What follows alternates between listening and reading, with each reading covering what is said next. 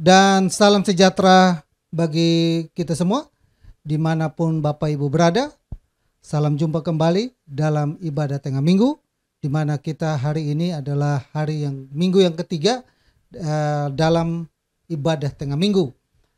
Ini adalah kali yang ketiga dalam kita ibadah tengah minggu. Saya berharap bahwa hari ini saya bisa menjumpai seluruh sidang jemaat Tuhan yang ada dalam keadaan yang sehat-sehat selalu dan diberkati Tuhan. Bahkan buat Bapak Ibu yang lain yang mungkin hari ini searching atau tanpa sengaja bisa ketemu kami dan berjumpa dengan kami dalam channel YouTube ini, saya mengucapkan selamat datang dan selamat beribadah. Dan kita akan mulai ibadah ini. Kita berharap bahwa ini adalah ibadah tengah minggu, di mana kita bekali Bapak Ibu dengan kekuatan, selalu kita berserah kepada Tuhan, selalu kita berseru kepada Tuhan. Sebelumnya kita berdoa agar puji-pujian dan firman Tuhan yang ada boleh menjadi rema dan kekuatan bagi kita untuk terus kita melangkah maju di tahun 2022 dengan percaya bahwa Allah turut bekerja dalam setiap kehidupan kita. Amin. Mari kita satu hati kita berdoa. Bapa kami dalam surga, dalam nama Yesus kami bersyukur dan berterima kasih buat penyertaan Tuhan dalam kehidupan kami yang menolong dan memampukan kami sehingga kami ada lagi di ibadah tengah minggu. Biarlah dalam ibadah tengah minggu ini kami boleh mempersiapkan diri kami, hati kami, pikiran kami, hidup kami, untuk kami boleh mendengar sesuatu yang baik dan datang daripadamu, untuk kami memuji dan memuliakan namamu. Kami memperdengarkan telinga kami, hati kami, mata kami tentang kebaikan Tuhan, tentang mujizat Tuhan, tentang kemurahan dan kebaikan-Mu. Biarlah di dalamnya kami boleh diberkati. Urapi puji-pujian yang ada, sehingga lewat pujian yang ada kami boleh dimampukan, kami dikuatkan. Jemaat Tuhan yang ada di rumah mereka saat ini, sebelum mereka beristirahat, kami sama-sama bersatu hati untuk mengangkat hati kami, memuji, berdoa, menyembah Engkau. Tuhan ada di rumah kami, Tuhan memperhatikan pergumulan kami, Tuhan memperhatikan doa kami. Kami serahkan ibadah ini Bapa dari awal sampai selesai, biar Tuhan bekerja penuh dalam kehidupan kami. Terima kasih Tuhan, terpujilah namamu kekal untuk selama-lamanya. Bersyukur, terima kasih dalam nama Yesus. Kami mulai ibadah ini, haleluya, amin. Selamat beribadah, Tuhan Yesus memberkati kita semua, salam.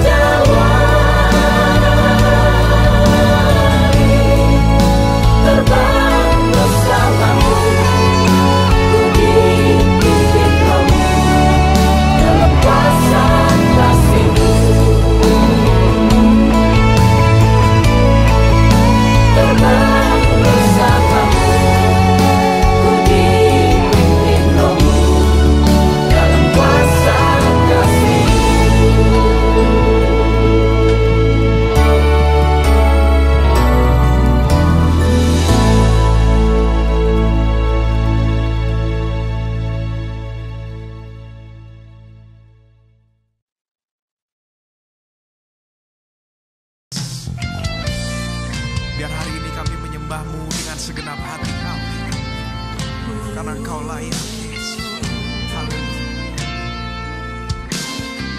Mari siapkan hati kita. Bapa, kami datang, kami mau menyembah-Mu pagi hari ini.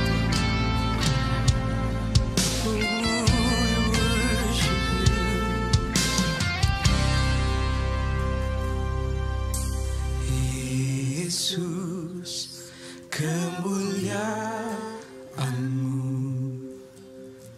pulihkan hatiku. Yesus, kemuliaan-Mu berkati hidupku.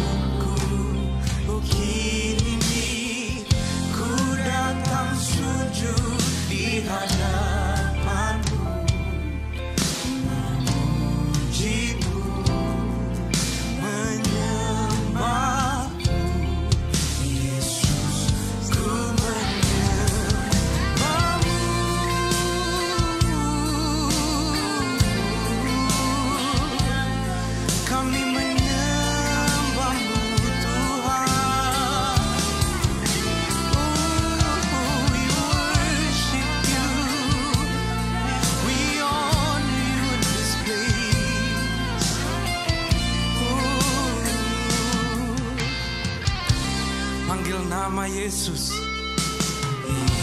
Yesus, kemuliaan-Mu pulihkan hatiku.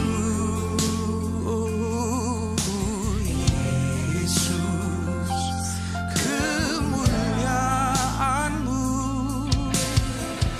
berkati hidupku. Segala pujian, syukur bagimu. Kau hadir dalam hidupku. Kini ku datang sujud di hadapan-Mu, memuji-Mu, menyembah-Mu. Oh Yesus, ku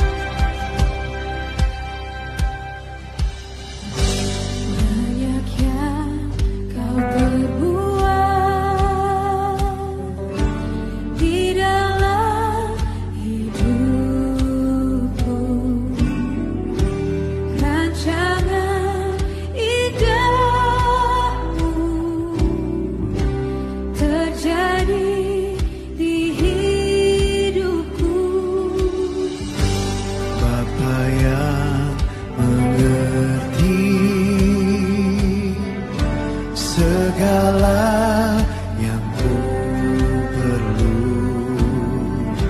Kasih-Mu sempurna,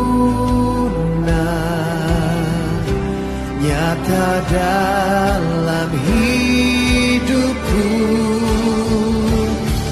Ku bersyukur Bapa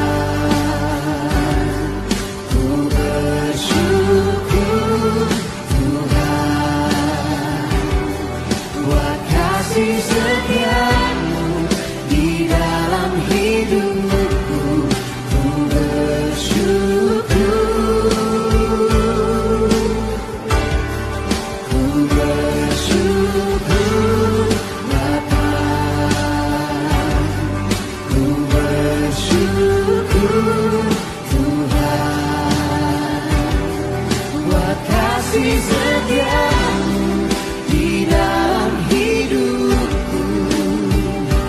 Ku bersyukur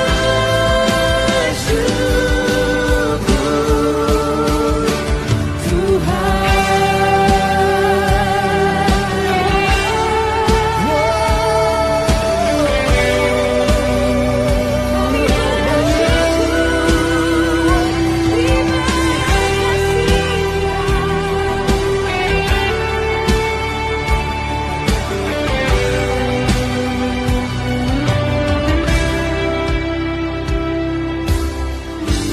Banyak yang kau perbuat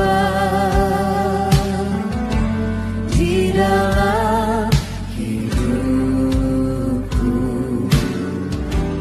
Rancangan indahmu terjadi di hidupku. Bapa yang mengerti segala yang ku perlu. Kasih-Mu sempurna nyata dalam hidupku. Bersyukur Bapa, ku bersyukur Tuhan buat kasih setiamu di dalam hidupku. Ku bersyukur, ku bersyukur Bapa, ku bersyukur Tuhan, ku bersyukur Tuhan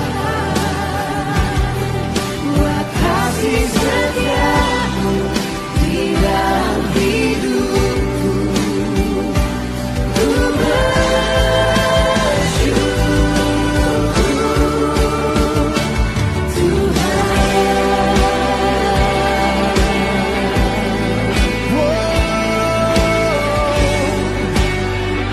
Sekalipun kami di dalam lembah yang gelap, kami tahu kami tidak takut bahaya, karena Engkau Tuhan beserta dengan kami. Dan dari hati kami katakan kepadamu Tuhan, tak ada lembah kelam yang tak ku lewati tanpa hadir-Mu. Hatiku takkan gentar, sebab ku tahu tangan-Mu yang menopangku.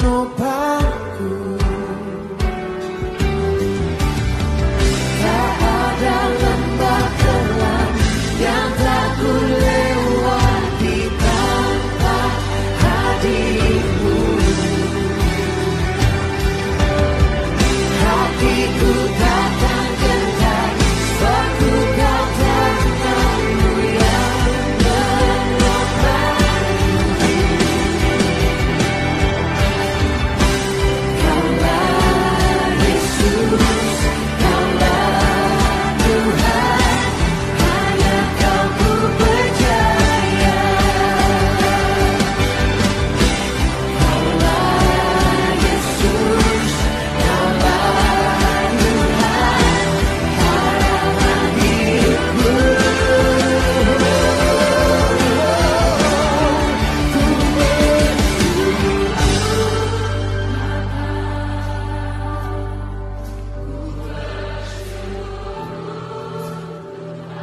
Kami bersyukur Tuhan Yesus,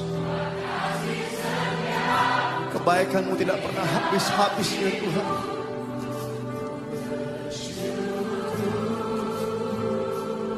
Kami katakan ku bersyukur Bapa, ku bersyukur Tuhan, ku bersyukur Tuhan. Amin.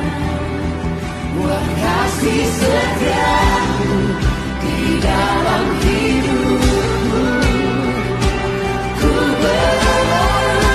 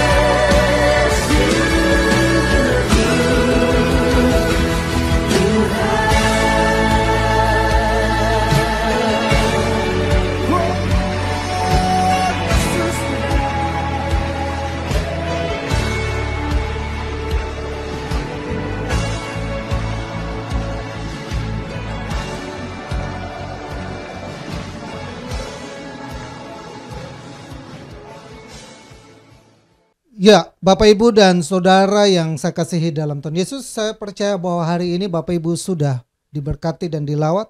Sebelum kita istirahat, kita memberikan makanan buat roh kita. Makanan jasmani, sehari kita makan 3 kali, sedangkan makanan rohani, kita seminggu cuma 2 kali. Tapi biarlah seminggu cuma 2 kali kita pergunakan dengan baik. Karena manusia jasmani ini perlu makan. Tapi manusia rohani pun perlu makan. Untuk itu, saudara yang saya kasihi, kita siapkan hati kita agar makanan rohani ini atau firman Tuhan yang kita terima malam hari ini sebelum kita istirahat, biarlah menguatkan kita. Seperti biasa, tahun ini adalah tahun di mana kita mencanangkan sebagai the year of ATB. Apa itu ATB? Bapak Ibu yang lain mungkin yang baru gabung mungkin bingung. ATB adalah Allah turut bekerja. Nah, di mana ayatnya? Di ayatnya adalah Roma pasal ke-8 ayat yang ke-28. Kita tahu sekarang bahwa Allah turut bekerja dalam segala sesuatu untuk mendatangkan kebaikan bagi mereka yang mengasihi Dia, yaitu bagi mereka yang terpanggil sesuai dengan rencana Allah. Allah turut bekerja secara khusus, secara eksklusif, secara VVIP, secara pribadi, secara intim dengan kita yang percaya kepada Tuhan. Makanya di sini Roma pasal yang ke-8 ayat 28 tuh Rasul Paulus menegaskan pekerjaan Allah secara khusus buat mereka yang mengasihi Dia, buat mereka yang mengandalkan Tuhan, buat mereka percaya kepada Tuhan. Nah, saudara yang saya kasih, itu adalah visi gereja kami, Gereja GBI WC Lato Menten, dan kami ditopang oleh 4 misi. Misi di bulan yang pertama bulan Januari sampai Maret adalah mari kita sama-sama dengan seluruh sidang jemaat Tuhan yang ada, kita mau melibatkan dan mengandalkan Tuhan dalam kehidupan kita. Mengawali segala sesuatu, memulai segala sesuatu dengan melibatkan Tuhan dan mengandalkan Tuhan. Percaya, pasti mujizat terjadi. Dalam melibatkan dan mengandalkan Tuhan ini, saudara yang saya kasihi, kita 2 minggu yang lalu, kita sudah belajar tentang tinggal di dalam Dia. Yesus berkata di Yohanes pasal 15 mengulangi, tinggallah di dalam aku, tinggallah di dalam firmanku, tinggallah di dalam kasihku. Suatu seruan dari Tuhan kita yang percaya kepada Tuhan, bagaimana Yesus itu turut bekerja secara luar biasa. Tapi Tuhan pun mengundang kita semua yang ada untuk tinggallah di dalam Dia. Dan kita sudah temukan jawaban kenapa kita harus tinggal di dalam Dia. Karena Dia itu adalah Allah, Dia itu adalah penyelamat kita. Karena lewat Dia kita mendapatkan kekuatan, karena lewat Dia kita mendapatkan kekudusan, karena lewat Dia kita dimampukan. Hanya Dia yang bisa melakukan banyak hal dalam kehidupan ini. Dan hari ini tema yang kita mau bahas dan kita lanjutkan adalah kita membahas temanya adalah tinggallah di dalam kasihku itu. Amin ya. Tinggallah di dalam kasihku itu. Namun sebelum saudara saya bacakan ayat ini buat Bapak Ibu yang hari ini menyimak, boleh baca di Yohanes pasal yang ke-15 ayat yang ke-9. Seperti Bapa telah mengasihi aku, demikian juga aku telah mengasihi kamu. Tinggallah di dalam kasihku itu. Ini adalah anjuran kalau kita mau melibatkan dan mengandalkan Tuhan dalam kehidupan kita, maka Tuhan mengajarkan kepada kita untuk tinggallah di dalam kasihku itu. Seperti Bapa telah mengasihi aku. Yesus menekankan bagaimana Bapa sayang kepada Dia. Bagaimana Allah sebagai pribadi yang menyayangi Yesus sebagai anak, menyayangi Dia. Demikian juga aku mengasihi kamu. Sebagaimana Tuhan mengasihi Yesus, Yesus pun mengasihi kita. Itulah yang maka Tuhan Yesus, tinggallah di dalam kasihku. Nah, apa maksudnya dan kenapa harus tinggal di dalam kasih Tuhan? Sebelum kita masuk kepada pertanyaan itu, ada beberapa pertanyaan yang saya ingin tanyakan kepada kita semua. Pertanyaan pertama adalah, bisakah kita menuliskan nama-nama orang yang kita bersedia mati demi Dia? Boleh nggak kita tulis suatu nama-nama atau nama orang-orang yang kita mau rela mati buat orang itu? Coba Bapak Ibu jemaat Tuhan yang ada nggak orang yang kira-kira Kita rela mati buat dia. Ada nggak kira-kira? Jika sangat diperlukan, saya bersedia memberikan, ini ada satu pertanyaan, nyawa saya untuk orang lain. Jika sangat diperlukan, jika sangat dibutuhkan, saya akan memberikan nyawa saya buat orang lain. Nah, kira-kira orang itu siapa?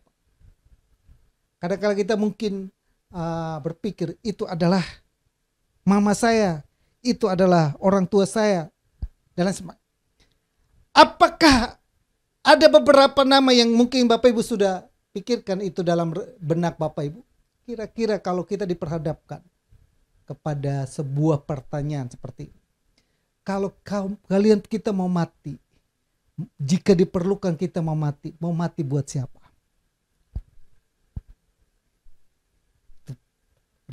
Pertanyaan renungan yang kedua. Jika sangat diperlukan, bersediakah Anda memberikan nyawa Anda, nyawa anak Anda untuk mati berkorban demi menyelamatkan orang lain? Jika sangat diperlukan, anak Anda diminta dan untuk menyelamatkan orang lain, maukah kita melakukan itu? Tadi pertanyaannya, maukah kita mati buat orang lain? Sekarang ada sesuatu yang Tuhan mau, ada pertanyaan yang dianjurkan kepada kita begini. Mau nggak anak kita itu diminta lalu menggantikan orang lain? Kira-kira mau?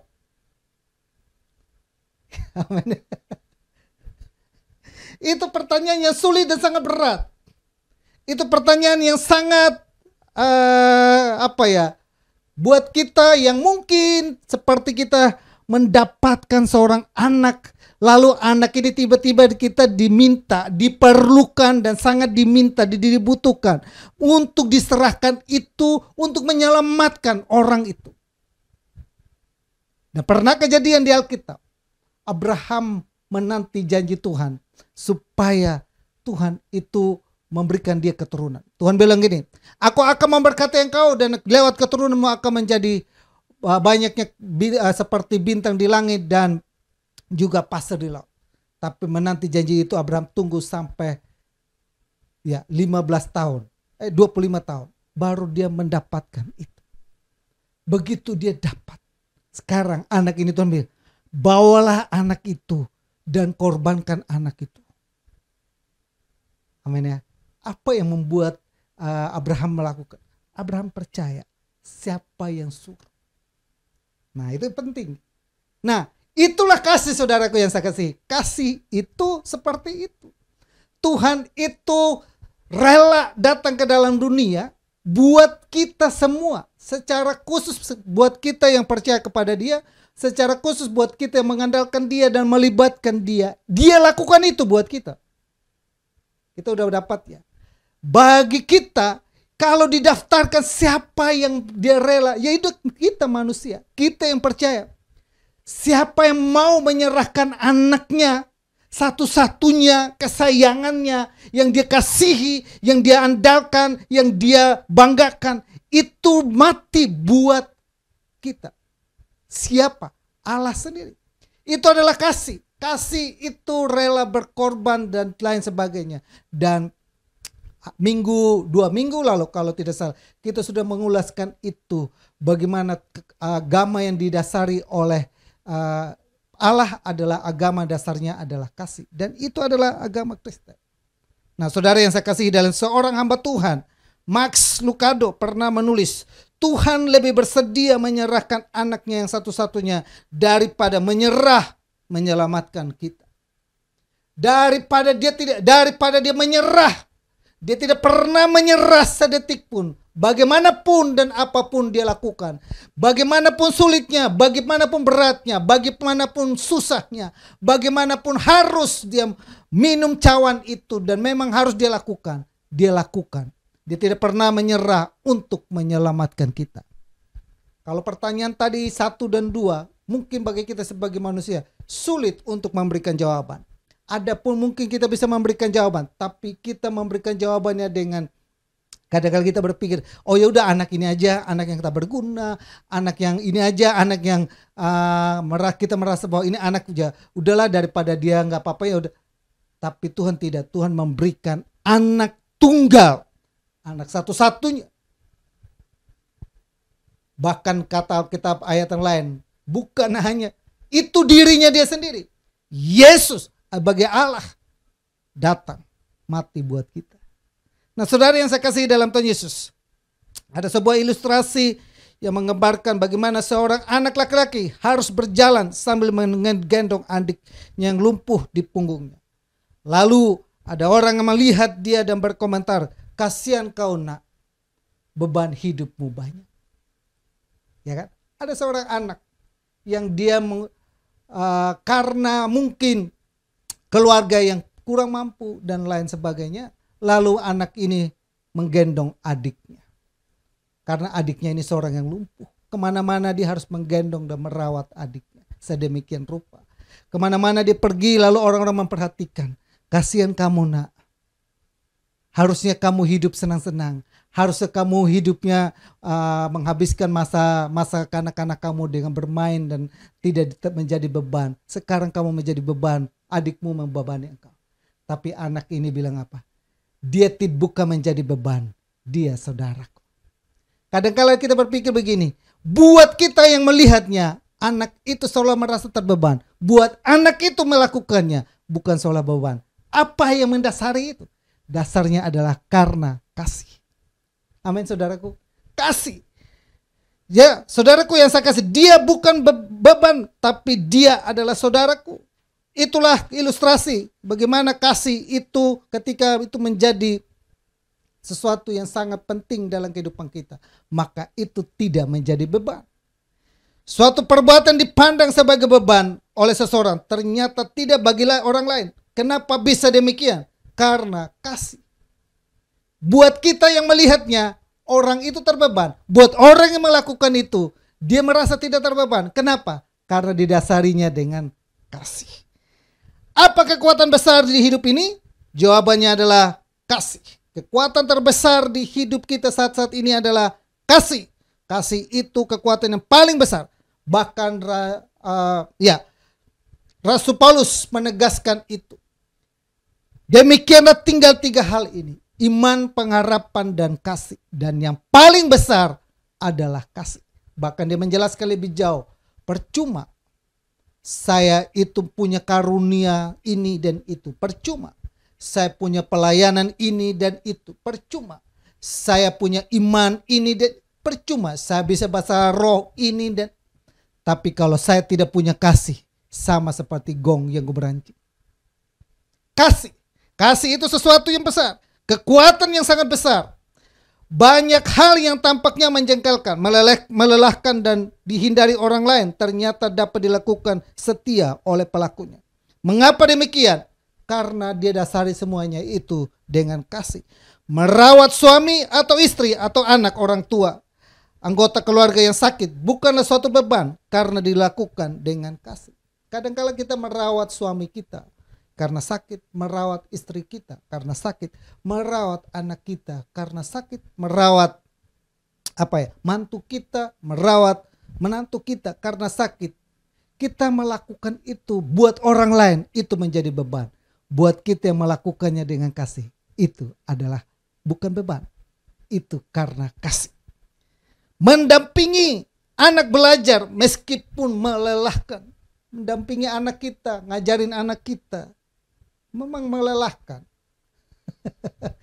Bapak ibu yang punya bapak mungkin kurang. Kalau coba ibu-ibu yang dengar hari ini, dampingi anaknya belajar melelahkan enggak? Melelahkan.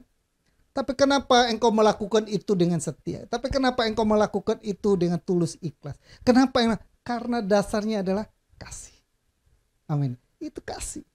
Lalu saudara yang saya kasih, mengantar orang tua berobat rutin. Nah ini dia. Buat anak-anak yang memperhatikan orang tua. Bukan sebuah beban. Tapi karena kasih. Buat orang lain, aduh kasihan sekali kamu merawat orang tua kamu. Buat orang lain suatu beban. buat kita yang melakukannya karena kasih. Itu bukan satu beban. Karena mengantar orang tua kita tiap minggu, tiap hari mungkin berobat karena udah usia. Tapi dia melakukan itu dengan dasar karena kasih. Mengerjakan pekerjaan kantor yang menumpuk bukan suatu beban. Makanya kalau kita kerja di kantor, kalau kerjaanmu udah menumpuk dan banyak, apalagi hari ini hari Rabu, habis pulang dari Rabu, dengar kantor, aduh tadi kerjaannya numpuk besar, banyak sekali. Tapi kalau engkau dasari semuanya itu dengan kasih, itu bukan menjadi satu beban, menjadi sukacita. Ya, saudara yang saya kasihi dalam Tuhan Yesus, merapikan rumah yang selalu berantakan bukanlah suatu beban karena dilakukannya.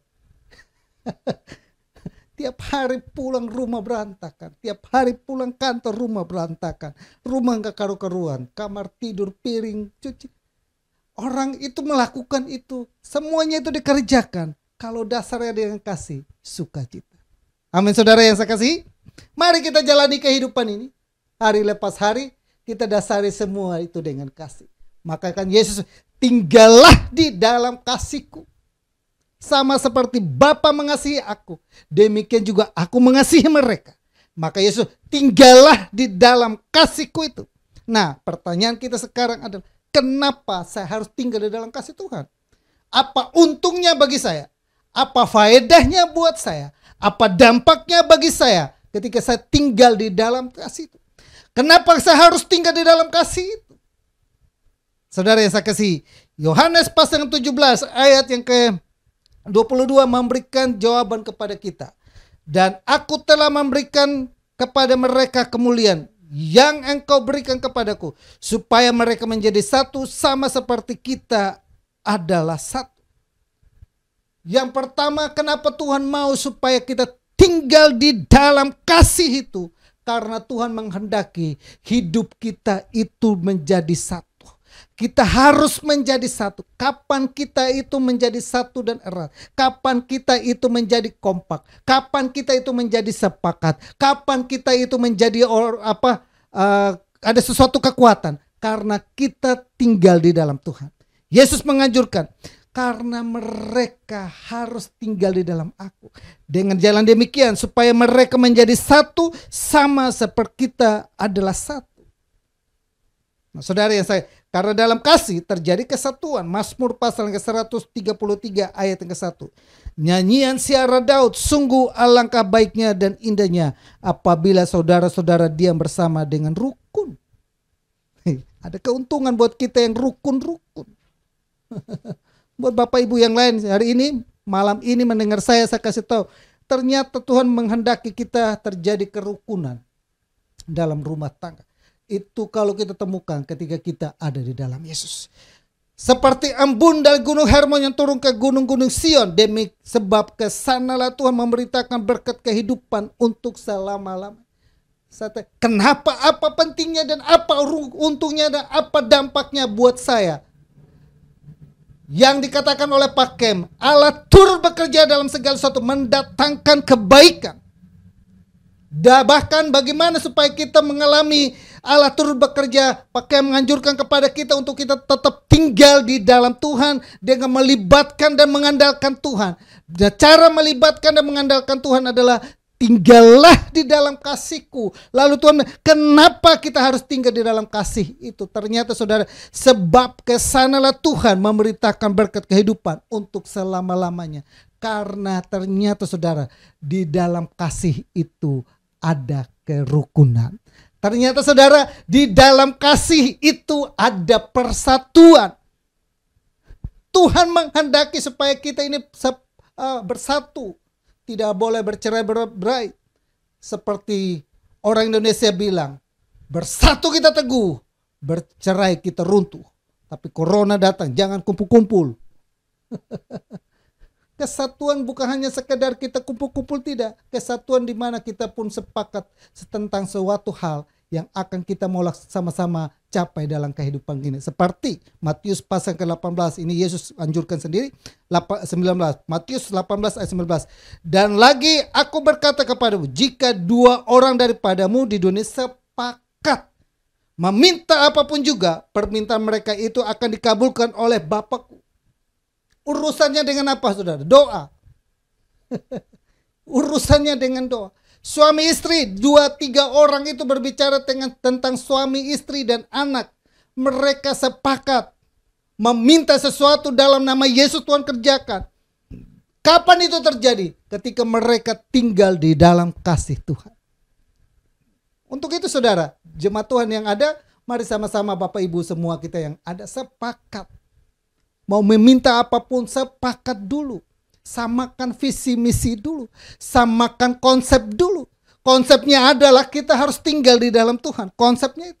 Yesus sudah memberikan konsepnya adalah supaya kita mau, supaya di sanalah Tuhan perintahkan berkat-berkatnya. Ke sanalah Tuhan memerintahkan mujizatnya. Di sana Tuhan akan membukakan jalannya. Di sana mengalir kemuliaannya. Di sana mengalir mujizat yang luar biasa. Kapan itu terjadi? Ketika kita tinggal di dalam kasih-Nya, maka Tuhan katakan di sana Tuhan akan memberitakannya. Bahkan apa yang engkau minta dan engkau sepakati dan doakan, pasti engkau menerimanya.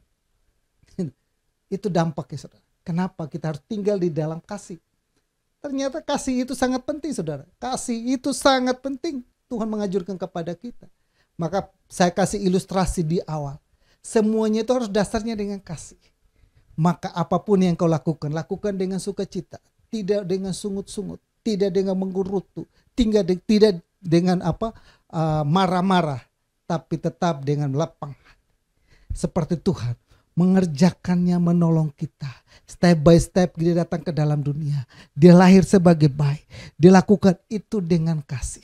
Bahkan ketika dia masuk ke dalam pelayanan, dia dicaci maki. Dia lakukan itu dengan setia. Bahkan dia rela berkorban mati di atas kayu salib. Jalan di Via Dolorosa. Bahkan sebelum mau masuk kepada jalan Via Dolorosa, malamnya dia berdoa supaya jangan sampai ini terjadi. Dia menolak itu, tapi itu harus dilakukan dan jalani. Dia rela lakukan itu. Kenapa? Dasarnya kasih. Dan akhirnya dia mati di atas kayu salib. Dan Tuhan dikatakan saat ini dia ada di sebelah kanan Allah Bapa.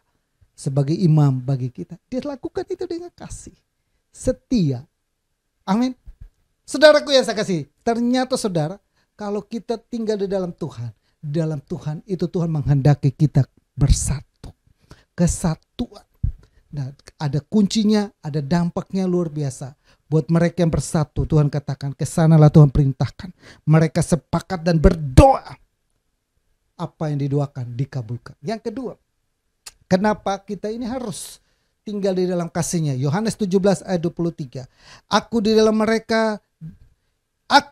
mereka dan engkau di dalam aku, supaya mereka sempurna menjadi satu, agar dunia tahu bahwa engkau telah mengutus aku dan bahwa engkau mengasihi mereka sama seperti mengasihi aku. Ternyata saudaraku yang saya kasih dalam Tuhan Yesus, dunia pun bisa mengenal, oh itu anak Tuhan. Oh itu pengikut Yesus. Oh itu ternyata mereka yang bersatu.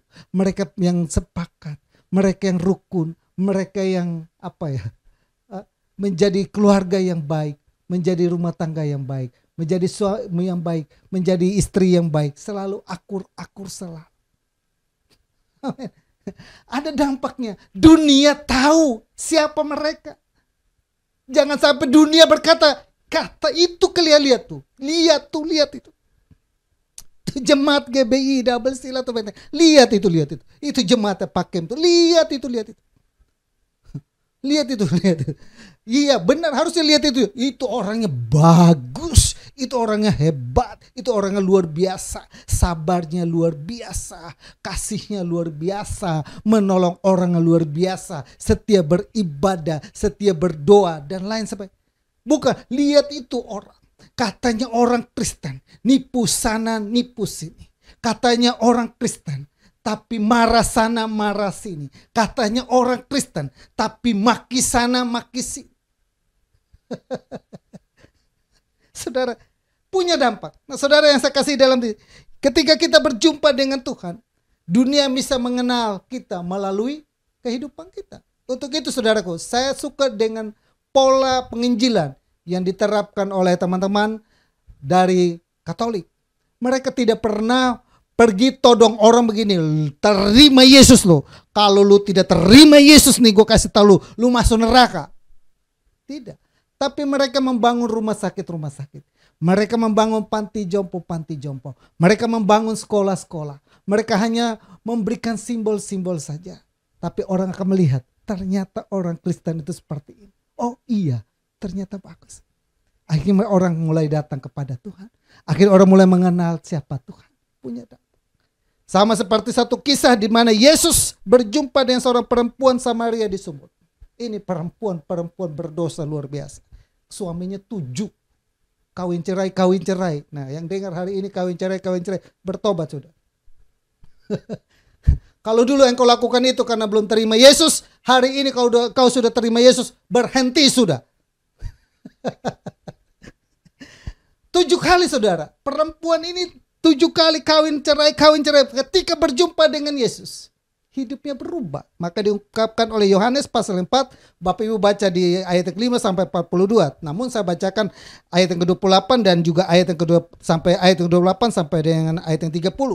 Maka perempuan itu meninggalkan tempatnya di situ, lalu pergi ke kota dan berkata kepada orang yang di situ, "Mari lihat, di sana ada seorang yang mengatakan kepadaku segala sesuatu yang telah kuperbuat. Mungkinkah dia Kristus itu?" Yohanes pasal yang keempat ayat 3. Maka mereka pun pergi keluar kota lalu datang kepada Yesus. Satu kampung dibawa oleh perempuan ini terima Yesus. Mereka tahu siapa dia ini. Ini tukang kawin. Kok hidupnya bisa berubah? Tukang kawin, kok sekarang bisa berubah, bisa ngomong tentang Alkitab. Kenapa tukang kawin? Tadinya orang mungkin mencela dia, mengolok dia. Bahkan orang kalau mungkin laki-laki lihat dia, udah mulai sweet begitu dengan dia. Tapi hari ini saudara, yang sweet dengan dia, sini gue, ikut saya.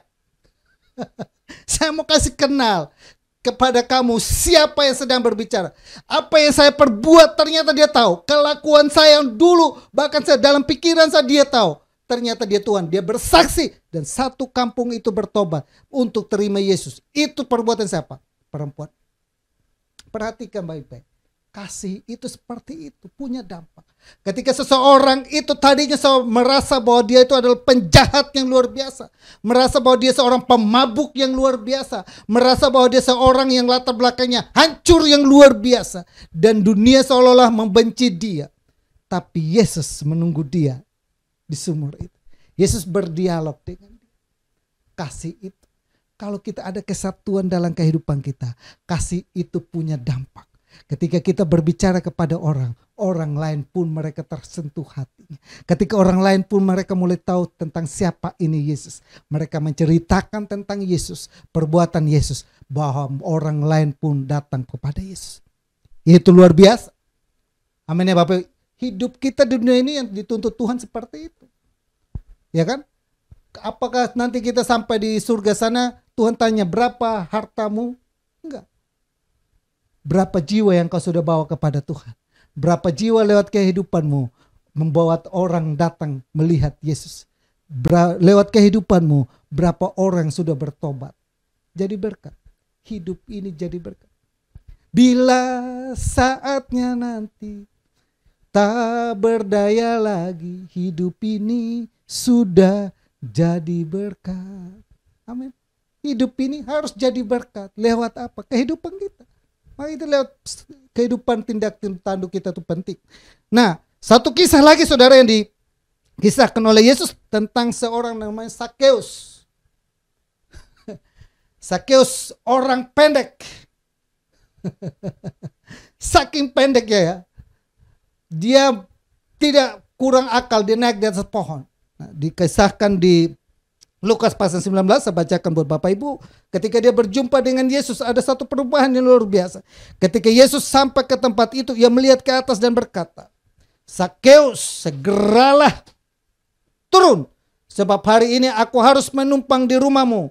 Lalu Sakeus segera turun dan menerima Yesus dengan sukacita. Tetapi Sakeus berdiri dan berkata kepada Tuhan, "Tuhan, setengah dari milikku aku akan kuberikan kepada orang miskin, sekiranya aku ada sesuatu yang kuperas dari seorang akan kukembalikan 4 kali lipat." Seorang pemungut cukai, penagih utang, debt collector, penagih pajak, seorang kalau mungkin kasih pajaknya luar biasa, 4 kali lipat. Bahkan dia sesuatu yang kuperas seseorang akan kukembalikan 4 kali lipat. Dia peras, tukang peras orang. Orang itu ada saat ini. Adakah orang itu sedang mendengar tukang peras orang, tukang intimidasi orang, tukang malak-malakin orang, tukang apalagi orang. Orang itu ada. Tapi kalau engkau seperti itu pun, kalau engkau dengar Yesus, engkau terima Yesus, dan engkau undang Yesus hadir dalam kehidupan, maka kasih itu menyentuh engkau. Seperti Sakeus, yang dimana dikatakan dia akan mengembalikan setiap perbuatan dia 4 kali lipat. Dia bisa berubah karena kasih Yesus menyentuh hidup. Dia bisa berubah karena Yesus datang untuk menginap di rumah dia. Dia bisa berubah karena Yesus tinggal di dalam dia dan dia di dalam Yesus. Penting buat kita. Ternyata saudaraku, kenapa Yesus bilang tinggal di dalam aku? Karena dalam Yesus punya dampak yang luar biasa. Hidupmu akan berubah dengan luar biasa. Sakeus berubah. Sakeus tukang pemeras sekarang jadi orang yang suka memberi. Kemana-mana suka memberi. Dulunya sini, sekarang sini. Suka memberi. Itulah sebabnya saudara saya kasih dalam Tuhan Yesus. Mari kita sama-sama untuk kita tinggal di dalam kasih itu. Lalu kenapa? Yang ketiga kenapa kita harus tinggal di dalam kasih itu? Karena Yohanes pasal yang ke-17 ayat 24. Ya Bapa, aku mau supaya dimanapun aku berada, mereka juga berada bersama-sama dengan aku. Mereka yang telah engkau berikan kepadaku, agar mereka memandang kemuliaanku yang telah engkau berikan kepadaku. Sebab engkau telah mengasihi aku sebelum dunia ini dijadikan.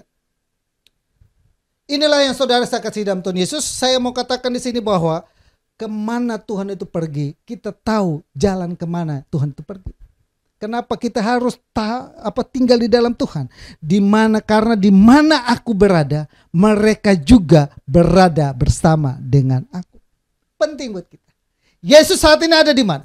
Ada di surga. Di mana tempat Yesus berada, di situ juga kita berada. Mau tahu untuk di mana Yesus berada? Yesus, tinggallah di dalam Yesus.